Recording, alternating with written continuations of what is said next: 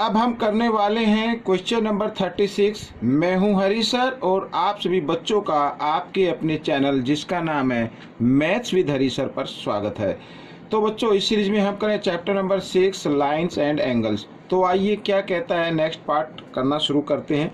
यहाँ पर बच्चों क्वेश्चन नंबर 36 से हम शुरुआत कर रहे हैं और जैसा कि आप अपनी स्क्रीन पर देख रहे हैं मैंने पहले से लिख के रखा हुआ है। आइए करना शुरू करते हैं। तो बच्चों यहाँ पर ये देखिए क्वेश्चन नंबर 36, ठीक है। आइए देखो, बहुत ही इजी क्वेश्चन है। Find the value of X and Y. X and Y की वैल्यू फाइंड आउट करनी है। आगे if A B parallel C D, यदि A B parallel C D है, ठीक है ना, ये दोनों लाइन पैरेलल हैं, तो सबसे पहले हम एक्स की वैल्यू फाइंड आउट करेंगे बच्चों यहाँ पर, ठीक है। अब देखिए ये जो लाइन ड्रॉ की गई है और इसी लाइन पर ये टू एंगल बने हुए हैं। एडजेसेंट एंगल आप इसे बोल सकते हैं, लीनियर पेयर भी आप उसे बोल सकते हैं। तो ये एंगल यानी 50 डिग्री और एक्स दोनों का सम यहाँ पर होने वाला है 180 डिग्री। इन्हें बोलते हैं लीनियर पेयर या एडजेसेंट एंगल, ठीक है ना। यहाँ पर मैं लिख देता हूँ लीनियर पेयर। तो बच्चों एक्स की वैल्यू निकाल लीजिए। 180 डिग्री प्लस 50 है, इसको इक्वल के साइन से इधर ले आओ तो -50 हो जाएगा। तो x की वैल्यू निकाल लेते हैं। 180 में से 50 माइनस कर देंगे, 130 डिग्री आ गया। तो ये x की वैल्यू आ गई। आप देखो यहाँ पर इसमें जो कहा है कि A B parallel C D, अब ये पैरेलल है बच्चों और इसको हम क्यों मान लेते हैं, ठीक है ना। एंड क्यू इज ए यहाँ पर transversal line, Q is a transversal line, ठीक है। ये ट्रांसवर्सल लाइन हो गई।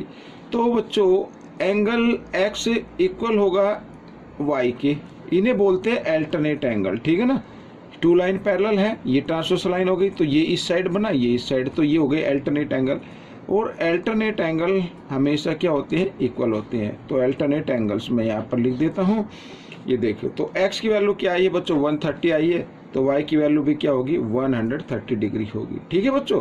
तो ये क्वेश्चन आपका सोल्व हो गया। अब हम करेंगे क्वेश्चन नंबर 37। ये देखिए 37 भी इजी है।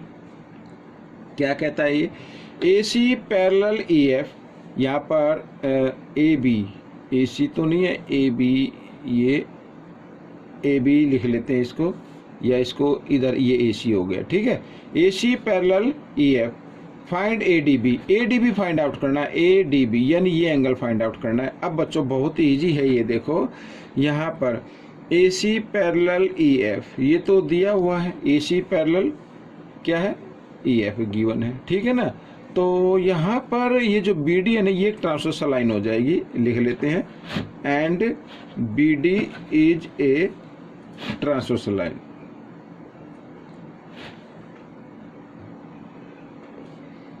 ये एक ट्रांसवर्सल लाइन हो गई।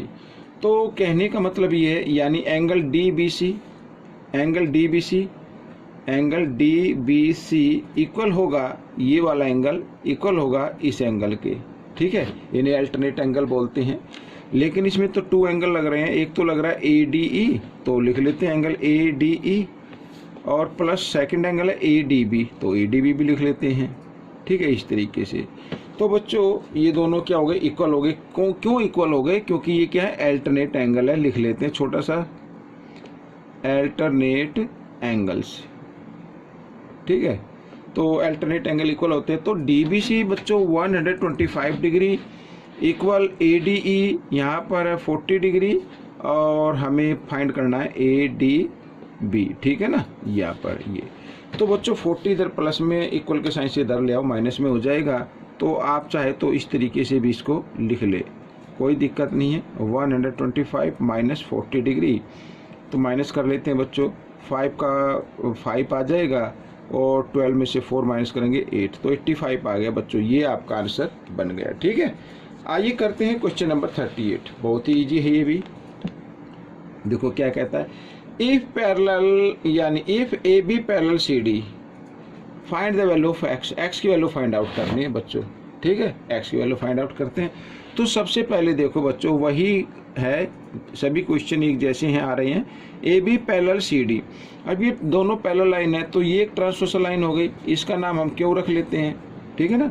एंड यहाँ पर Q is a transversal line.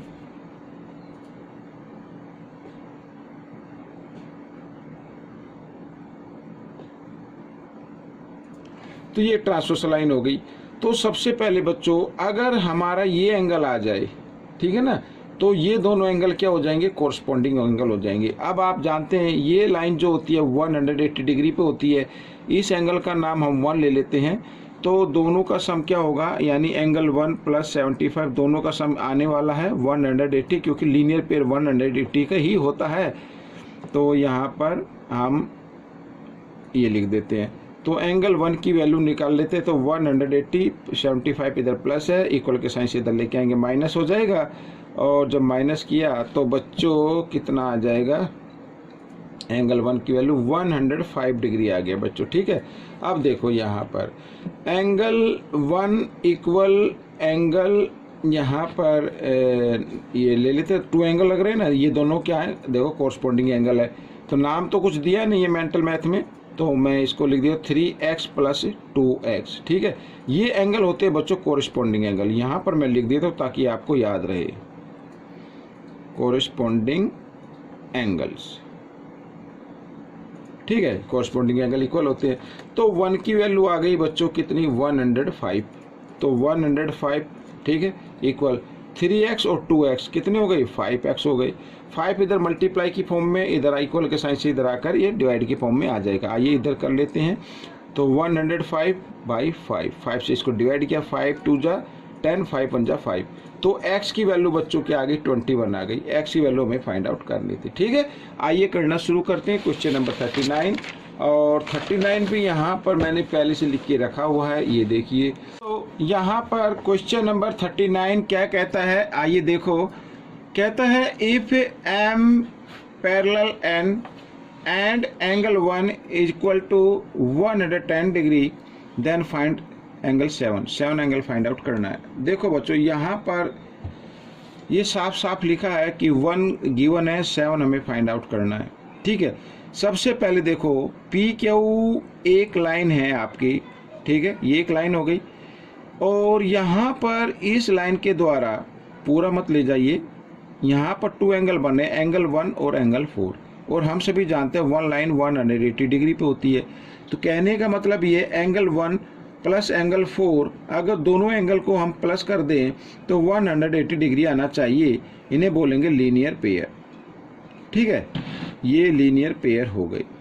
अब 1 की वैल्यू तो गिवन है 110 डिग्री, प्लस 4 की हमें निकालनी है, तो हम पहले 4 की निकाल लेते हैं। अब देखो बच्चों यहाँ पर ये प्लस है, इधर आकर ये माइनस हो गया, तो माइनस किया तो आ गया बच्चों 70 डिग्री। अब आप कहेंगे सर ये 4 की वैल्यू क्यों निकाली। देखो यहाँ पर m पैरेलल है n के, p क्यों क्या हो गई, एक ट्रांसवर्सल लाइन हो गई। तो एंगल 4 इक्वल आएगा एंगल 7 के। ये होते कोरिस्पॉन्डिंग एंगल। इस तरीके से आप निकाल सकते हैं, या फिर आप एक तरीके से और निकाल सकते हैं। देखिए मैं आपको बताता हूँ, एंगल 2 की वैल्यू निकाल लीजिए। तो एंगल 2 इक्वल होगा एंगल 7 के। एक्सटीरियर अल्टरनेट एंगल इन्हें बोलते हैं। या फिर आप 3 की वैल्यू निकाल लीजिए अपोजिट एंगल से, ठीक है। एंगल 3 और 6 इन दोनों का सम होगा 180, सम ऑफ इंटीरियर एंगल आपको मालूम है। और फिर जब 6 की वैल्यू आ जाएगी तो 6 इक्वल होगा 7 के अपोजिट एंगल। तो इस तरीके से कर सकते हैं। तो करने के बहुत सारे तरीके हैं। तो एंगल 4 की वैल्यू हम निकाल चुके हैं। अब देखो यहाँ पर m पैरेलल n एंड यहाँ पर p q is a transversal line.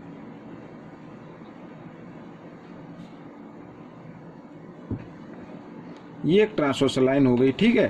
तो बच्चों एंगल 4 इक्वल होगा एंगल 7 के। इन्हें बोलेंगे कोरस्पॉन्डिंग एंगल।